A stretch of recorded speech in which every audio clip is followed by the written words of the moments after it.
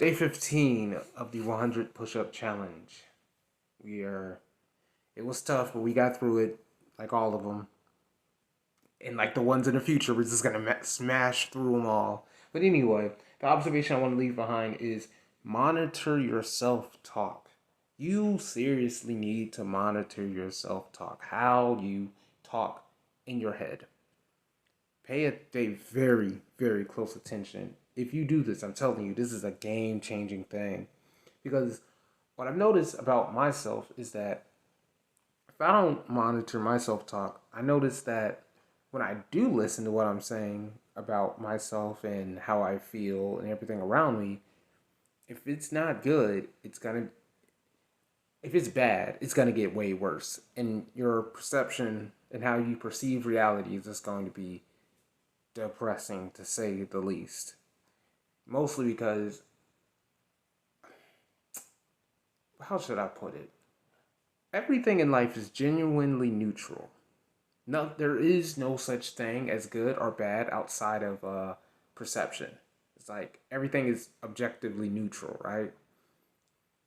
But because of our perceptions and the way that we interpret things, we can label it good or bad, right? And our self talk, which is basically the little monkey in our head chatting around about all the time about everything, if we do not control what that thing is saying, you can very easily have a hellish life in a paradise. You really can. And it works vice versa. You can have a paradise in a hellish situation. And that's just because you've taken control of what your self talk is. When I discovered that from listening to the Wes Watson's podcast, which, listen, if you don't know Wes Watson, you need to go you need to, like, he's on YouTube and he's on Spotify. Just listen to him talk. He has probably the most overpowered self talk. Like, this dude can talk himself into doing anything he wants.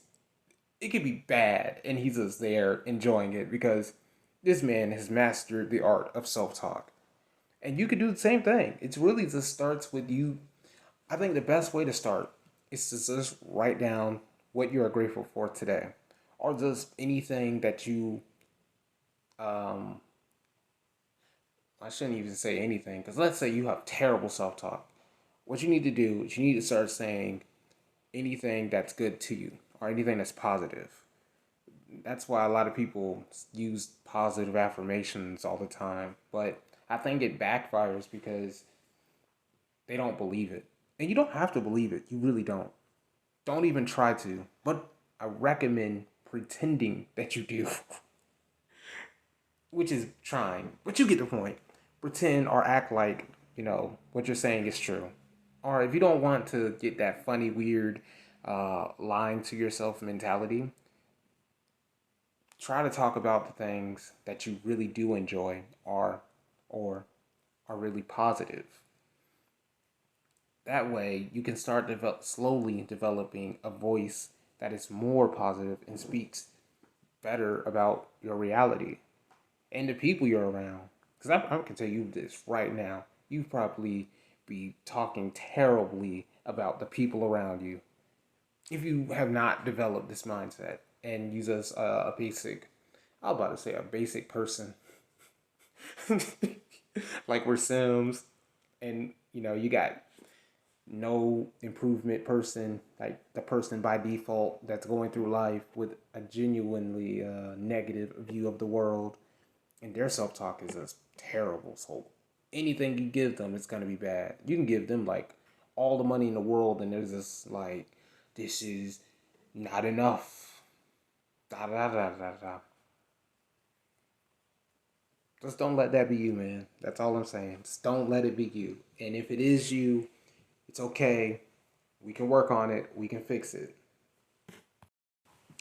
And once you have developed a small habit of doing this, you can catch yourself slipping really fast. You'll notice that your feelings and how you're going about your day and how your overall mood is based on just what your self talk is. And I'm telling you, it's a very, very useful strategy in terms of keeping you positive and smashing through your goals. Because if you do not have a positive mental attitude, everything you try to create is going to be negative, and it's just going to backfire on you. And that's where you start self sabotaging, and it's just a mess. Also, I want to add, and this is an observation that I'm going to start testing out for myself more often. You're only as tired as you imagine yourself to be.